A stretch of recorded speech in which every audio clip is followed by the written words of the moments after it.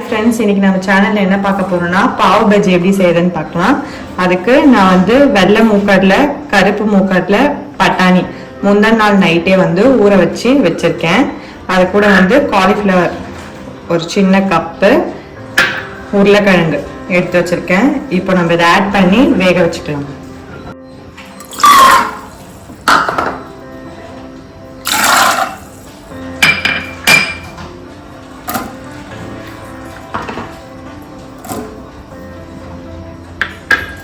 அது கூட லைட்டாக மஞ்சள் தூள் போட்டுக்கோங்க. தேவையான அளவு உப்பு போட்டு இன்னும் கொஞ்சம் தண்ணி ஆட் பண்ணிக்கலாம் அந்த வேகத்துக்கு.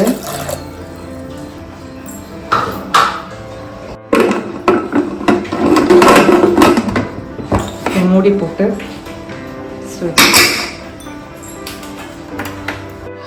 ஒரு 5 விசில் வந்து இப்போ நம்ம ஓப்பன் பண்ணி பார்த்துக்கலாம்.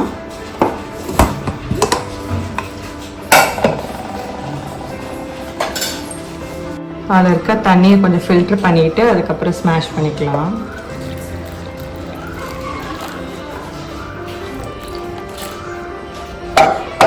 இப்போ நம்ம இதெல்லாம் நல்லா ஸ்மாஷ் பண்ணி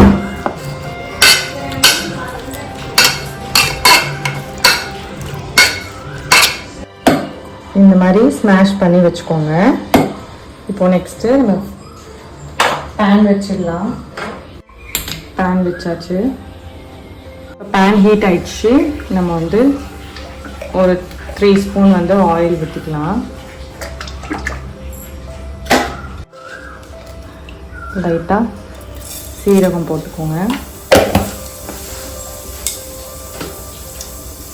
சீரகம் பொரிஞ்சதும் நான் ஒரு பெரிய சைஸ் ஆனியன் எடுத்திருக்கேன்.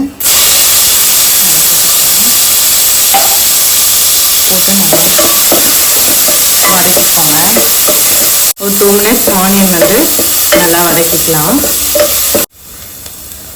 வெங்காயம் வதங்கினதும் ஒரு சின்ன ஸ்பூனு இஞ்சி பூண்டு பேஸ்ட் போட்டுக்கோங்க. ஒரு பச்சை மிளகாய் போட்டுக்கலாம்.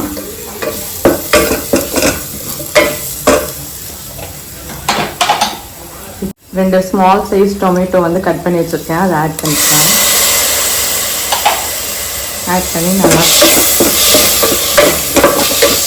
வதக்கிக்கோங்க. வெங்காயம் தக்காளி வதங்கிடுச்சு. இப்போ வந்து நம்ம ஸ்மாஷ் பண்ணி வச்சுருக்க இந்த வெஜிடபிள்ஸை அந்த பட்டாணியில் ஆட் பண்ணிக்கலாம்.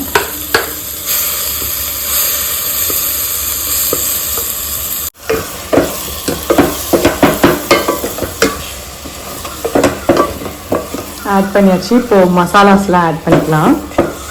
இப்போ வந்து 1/2 ஸ்பூன் வந்து காஷ்மீரி ரெட் சில்லி எடுத்துருக்கேன் கலருக்காக. ஒரு ஸ்பூன் வந்து கரம் மசாலா,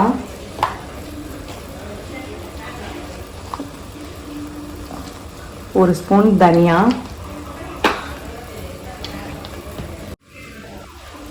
ஒரு 2 ஸ்பூன் வந்து குழம்பு மிளகாத்தூள் எடுத்துருக்கேன். எல்லாத்தையும் ஆட் பண்ணி நல்லா கலரி விட்டுக்கோங்க. இப்போ நம்ம வந்து அந்த வேக வச்சிருந்தோம் இல்லையா, அதில் கொஞ்சம் தண்ணி எடுத்து வச்சிருந்தோம்ல, அந்த தண்ணியை வந்து நம்ம அதை ஆட் பண்ணிக்கலாம். இதில் தான் மொத்த சத்தும் இருக்கும். அதை வேஸ்ட் பண்ணிடாதீங்க. எடுத்து இதில் நம்ம இந்த கிரேவிக்காக ஆட் பண்ணிக்கலாம். இப்போது இந்த மசாலாலாம் சேர்ந்து நல்லா குக் ஆகட்டும். ஒரு 10 மினிட்ஸ் வந்து அப்படியே விட்டுருங்க. தேவையான அளவு உப்பு போட்டுக்கோங்க. இப்போது 15 மினிட்ஸ் ஆயிடுச்சு. நம்ம ஓப்பன் பண்ணி பார்த்துக்கலாம்.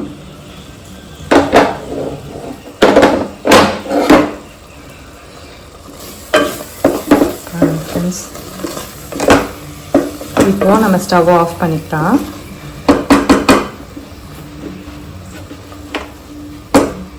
லாஸ்ட்டாக நம்ம சாப் பண்ணி வச்சுருக்க கொத்தமல்லியை போட்டுக்கோங்க. அவ்வளோதான், ரெடி ஆயிடுச்சு. இப்போ நம்ம பாவ் பான் ரெடி பண்ணிக்கலாம். அதுக்கு நான் தவா ஹீட் ஆனதும் அதில் கொஞ்சம் பட்டர் போட்டுருக்கேன்.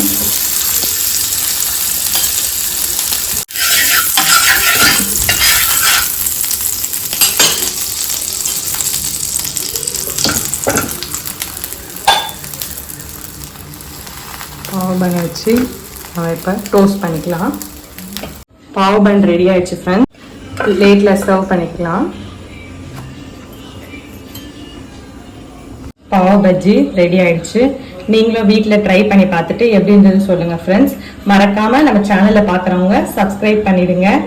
அப்படியே பெல் ஐக்கானையும் கிளிக் பண்ணிடுங்க. அப்பதான் நாங்கள் போடுற வீடியோஸ் எல்லாம் உங்களுக்கு நோட்டிஃபிகேஷனாக வரும். இன்னும் நிறைய நியூ டிஷ்ஷஸ்லாம் நம்ம சேனலில் வரப்போகுது ஃப்ரெண்ட்ஸ். பாய்.